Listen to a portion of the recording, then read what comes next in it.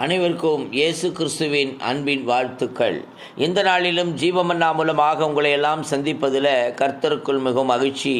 எனக்கருமையான தேவஜனமே, இந்த நாளிலும் கொடுக்கப்பட்ட வார்த்தை ஆமென். சங்கீதம் 50:23 சொல்லுகிறது, ஸ்தோத்திர பலியிடுகிறவன் என்னை மகிமைப்படுத்துகிறான். அல்லேலூயா. அப்ப தேவனை மகிமைப்படுத்துகிறவன் ஆமென். ஸ்தோத்திர பலியிடணுமா, துதி பலி ஏறெடுக்கணும். அல்லேலூயா. நன்றி பலிகளை ஏறெடுக்கணும். அப்பதான் நம்ம தேவனை மகிமைப்படுத்துகிறோம். அது எப்படி ஏறெடுக்கணும்னா, உள்ளத்தின் ஆழத்திலிருந்து உண்மையாய் முழு இருதயத்தோடு. எனக்கருமையான தேவஜனமே, முழு இருதயத்தோடு நாம் ஆண்டவரை மகிமைப்படுத்துகிறோமா? நம்மை நாமே ஆராய்ந்து பார்க்க வேண்டும். பார்க்க வேண்டும். நாம் முழு இருதயத்தோடு கர்த்தரை ஸ்தோத்தரிக்கிறோமா? ஹல்லேலூயா. அப்ப கர்த்தரை ஸ்தோத்தரிக்கிறது எப்படியெல்லாம் ஸ்தோத்தரிக்க முடியும்? எப்படியெல்லாம் தேவனை மகிமைப்படுத்த முடியும்? ஆமென். இரண்டாவதாக, தேவனுடைய உபதேசத்தில் நிலைத்திருக்கிறவன் ஆமென். மெய்யாகவே அவன் எப்படி இருக்கிறான்? தேவனை மகிமைப்படுத்துகிறவனாயிருக்கிறான். அல்லேலூயா. அப்ப மூன்றாவதாக ஆமென் ஸ்தோத்திரம், நம்ம என்ன செய்ய வேண்டும் என்று பார்க்கும் பொழுது, தேவனுக்கு பயப்படுகிறவர்களாயிருக்க வேண்டுமாம். தேவனுக்கு பயந்து தேவனுடைய வசனத்தை கை கொள்ளுகிறவன் எவனோ அவன் தேவனை மகிமைப்படுத்தி கொண்டிருக்கிறான். ஹல்லேலூயா. நம்மை ஆராய்ந்து பார்க்க வேண்டும். இன்றைக்கு நாம் எப்படி இருக்கிறோம்? ஹல்லேலூயா.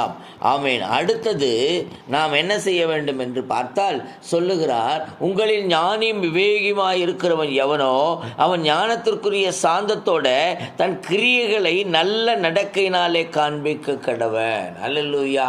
அடுத்தது, நம்முடைய கிரியைகள் எப்படி இருக்கு? ஆமென். சோத்திரம். அல்லேலூயா. நானும் சர்ச்சுக்கு போறேன், நானும் கிறிஸ்தவன் என்று சொன்னா பத்தாது.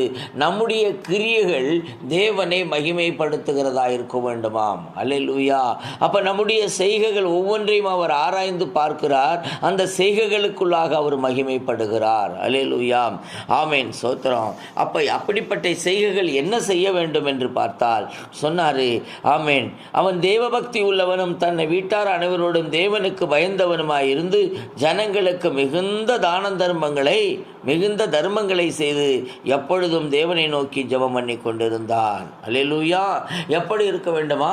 தானம் தர்மம் பண்ணுகிறவனாய் இருக்க வேண்டும். அப்பொழுது தேவன் மகிமைப்படுகிறார். அது மட்டுமல்ல, கைகளில் சுத்தமுள்ளவனும் இருதயத்தில் மாசு இல்லாதவனுமாய் இருந்து தன் ஆத்துமாவை மாயைக்கு ஒப்புக்கொடாமல். அல்லேலூயா. ஆமென். சோத்திரம். அல்லேலூயா. ஆமென். அப்படி இருக்கிறவன் தேவனை மகிமைப்படுத்துகிறான். எனக்கருமையான தேவஜனமே, இன்றைக்கு நாம் எப்படி தேவனை மகிமைப்படுத்துகிறோம்? நம்மை நாமே ஆராய்ந்து பார்க்க வேண்டும். ஹல்லேலூயா.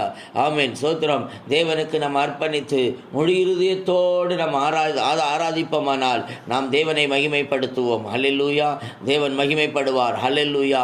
எனக்கருமையான தேவஜனமே, இன்றைக்கு நாம் எப்படி இருக்கிறோம்? நம்மை நாமே ஆராய்ந்து பார்த்து நிதானித்து தேவனிடத்தில் அர்ப்பணிங்க. தேவனை மகிமைப்படுத்தாத ஒரு நாள் கூட இருக்கக்கூடாதுங்க. நாம தேவனை மகிமைப்படுத்த தேவனாகிய கர்த்தர் நமக்குள் இறங்கி வருவார். ஹல்லேலூயா. ஆமென். ஒப்பு கொடுக்கலாமா? இனி எப்படியோ வாழ்ந்திருக்கலாம் இது வரைக்கும். ஆண்டவரே, இனி இந்த சத்தியத்தை ஆமென் சோத்திரம், இந்த சத்தியத்தின்படி நடக்க என்னை அர்ப்பணிக்கிறேன். உம்மை மகிமைப்படுத்துவேன். ஒவ்வொரு நாளும் மகிமைப்படுத்தாத நாள் இருக்கக்கூடாது. ஏனென்றால் ஆபத்து நாளில் என்னை நோக்கி கூப்பிடு. ஆமென். நான் உன்னை விடுவிப்பேன், என்னை மகிமைப்படுத்துவார் என்று சொன்ன வார்த்தையின்படியும் ஆமென். பிள்ளைகளை ஆசீர்வதிக்க வேண்டுமாய் நாங்கள் செபிக்கிறோம். தேவ வல்லம மகிமை சமாதானம் உண்டாகட்டும். இயேசு கிறிஸ்துவின் வல்லமுள்ள நாமத்தில் செபிக்கிறோம், ஜீவனுள்ள நல்ல பிதாவே. ஆமென். அல்லேலூயா. God bless you all.